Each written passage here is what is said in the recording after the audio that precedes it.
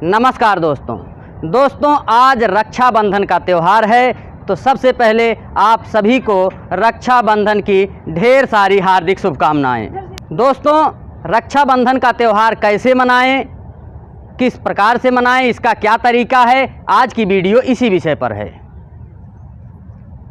रक्षाबंधन कोई ऐसा त्यौहार नहीं है कि इसमें तरह तरह के पकवान बना लिए जाएं, तरह तरह के भोजन, खीर, पूड़ी आदि भोजन सामग्री बना करके उत्सव की तरह मनाया जाए और लोगों को खिलाया जाए, भीड़ इकट्ठी की जाए। ऐसा त्यौहार ये रक्षाबंधन का नहीं है। रक्षाबंधन का त्यौहार रक्षा से संबंधित है। हमारे यहाँ जितने भी त्यौहार होते हैं सब उत्सव की तरह मनाए जाते हैं। रक्षाबंधन भी उसी तरह का एक महापर्व है। ये भाई और बहन के प्रेम का त्यौहार है। भाई और बहन के बीच जो आपसी प्रेम होता है उसके संबंध में ये त्यौहार रक्षाबंधन के रूप में सावन के महीने में मनाया जाता है। हमारे सनातन धर्म में ऐसा कोई त्यौहार नहीं है जिसमें हमारे ठाकुर जी ना सम्मिलित होते हों। कोई भी त्यौहार हो, हम जन्मदिन मनाते हैं तब भी भगवान की पूजा करते हैं। हम कोई भी उत्सव मनाते हैं तो भगवान की पूजा से ही शुरुआत करते हैं। तो हमारा ऐसा कोई भी त्यौहार नहीं है जिसमें हमारे ठाकुर जी, हमारे कान्हा, हमारे भगवान श्री राम, हमारे बजरंगबली, हमारे शंकर भगवान या हमारे सभी देवता शामिल ना होते हों। तो ये रक्षाबंधन का त्यौहार भी उसी तरह का त्यौहार है। बहन भाई के हाथ में राखी बांधती है। भाई उपहार के स्वरूप में उसको कुछ न कुछ देता है। तो उपहार के स्वरूप में जो देता है वो देना चाहिए और बहन को मिलना चाहिए। लेकिन अगर बहन ये इच्छा करके अपने भाई के घर जाती है कि इस बार भाई से ये चीज़ें लेना है, हमको इस बार भाई से फ्रिज लेना है, इस बार वॉशिंग मशीन लेना है, या इस बार ये बड़ी चीज़ लेना है, सोने का हार लेना है, हीरे की कोई अंगूठी लेनी है, तो भाई से मांगने के उद्देश्य से कि इस बार रक्षाबंधन पे अपने भाई से मैं ये उपहार के रूप में प्राप्त करूंगी, ये गलत बात है। चाहिए ऐसा कि भाई देना चाहे और बहन लेना ना चाहे, दोनों तरफ से आपसी प्रेम हो, भाई देना चाहे और बहन लेना ना चाहे।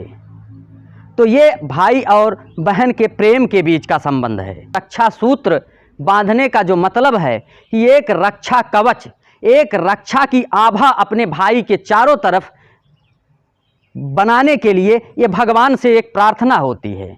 तो सबसे पहले हर बहन को चाहिए कि एक रक्षा हनुमान जी को बांध दे, एक रक्षा शंकर भगवान को बांध दे, या कान्हा जी को बांध दे, या भगवान राम को बांध दे। किसी भी अपने इष्ट देव को एक रक्षा सूत्र बांध करके ये कह दे कि मैं अपने भाई को रक्षा बांधने जा रही हूँ, अब मेरे भाई की रक्षा आपको करनी है। उसके चारों तरफ अपनी रक्षा का एक कवच आप स्थापित कीजिए।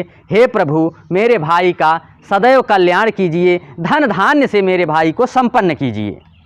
इस तरह की प्रार्थना करने के बाद हर बहन को अपने भाई को राखी बांधनी चाहिए। ये रक्षा सूत्र का महात्म बहुत बड़ा है। एन बद्धो बलि राजा दान बेन्द्रो महाबलः तेनाहम बधनामी रक्षे माचल माचल। भगवान ने राजा बलि, दान बेन्द्रो महाबलः, दानियों में महाबली या सर्वश्रेष्ठ दानी और महाबलशाली राजा बलि से दान के स्वरूप में तीनों लोक ले लिए थे। बाद में जब जगह कम पड़ी तो राजा बलि ने सोचा कि भगवान का चरण मेरे सिर पर पड़ जाएगा तो इससे बड़ा कल्याण क्या हो सकता है। तो उन्होंने कहा कि जो ज़मीन जो बाकी है उसके लिए आप मेरे सिर पर अपना पैर रख दीजिए। तो भगवान ने राजा बलि के सिर पर पैर रखा और कहा कि राजा बलि, जो मांगना हो तुम मांग लो। तो राजा बलि ने कहा, भगवान यदि देना ही चाहते हैं तो अपनी कृपा दीजिए, अपने चरणों में स्थान दीजिए, और मेरे रहने के लिए अब तो कोई स्थान बचा नहीं है। तो भगवान ने उनको पाताल में रहने के लिए दिया और राजा बलि ने ये वरदान मांगा कि मैं जिस दरवाजे से भी निकलूं तो आपका दर्शन होता रहे प्रभु। इसका मतलब आप मुझे अपना नौकर बनाकर रखना चाहते हैं, दास बनाकर रखना चाहते हैं। तो बाली ने कहा नहीं नहीं प्रभु, ऐसी बात मत कीजिए, आप तो इस जगत के विधाता हैं, परम पिता हैं, सब कुछ आप ही हैं। तो भगवान ने कहा कहो तो इंद्र का इंद्रासन दे दें, कहिए तो ब्रह्मा जी का स्थान दे दें।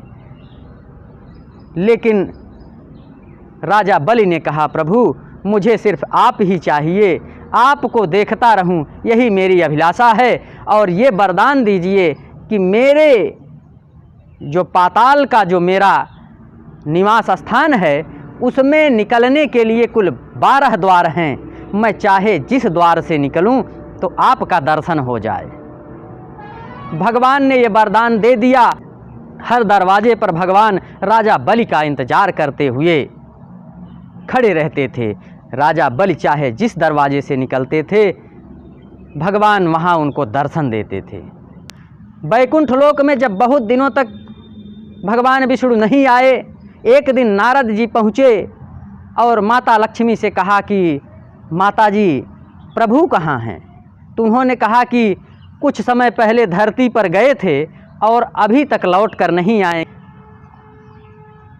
तो नारद जी ने कहा कि माते अब भगवान लौट कर भी नहीं आएंगे। तो माँ लक्ष्मी ने कहा तो कोई ऐसा उपाय कीजिए जिसके द्वारा भगवान पुनः वैकुंठ लोक में आ जाएं।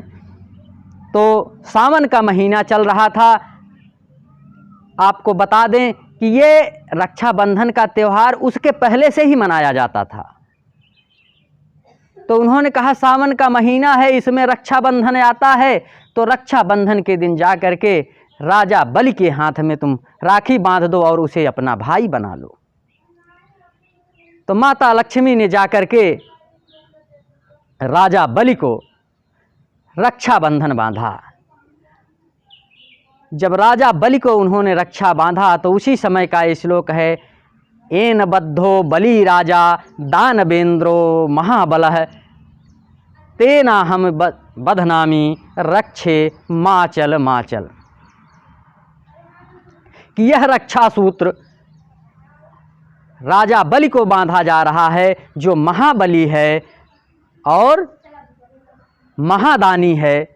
तो राजा बलि ने रक्षा बांधने के बाद कहा बहन बताइए मैं तुमको क्या दूं, तुम्हें क्या चाहिए?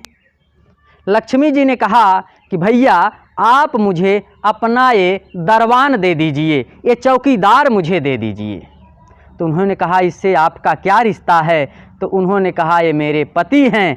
तो भगवान विष्णु राजा बलि के इस तरह से बहनोई हुए और इस रक्षा सूत्र के कारण भगवान को भी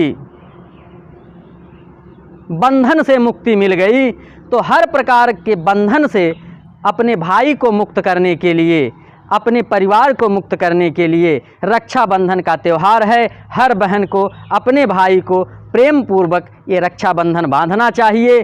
तमाम कभी कभी हो जाता है कि तमाम गिले शिकवे होते हैं भाई बहन में, कुछ द्वेष हो जाते हैं, बोलचाल बंद हो जाती है, राम राम बंद हो जाता है, राधे राधे बंद हो जाता है। लेकिन जब रक्षाबंधन का त्यौहार आता है तो बहन आती है, भाई को मिठाई खिलाती है, भाई को रक्षा बांधती है, उसकी आरती उतारती है, उसको तिलक लगाती है। तो भाई के मन में भी जो पुराने गिले शिकवे होते हैं, जो नाराज़गी होती है, वो सब समाप्त हो जाते हैं।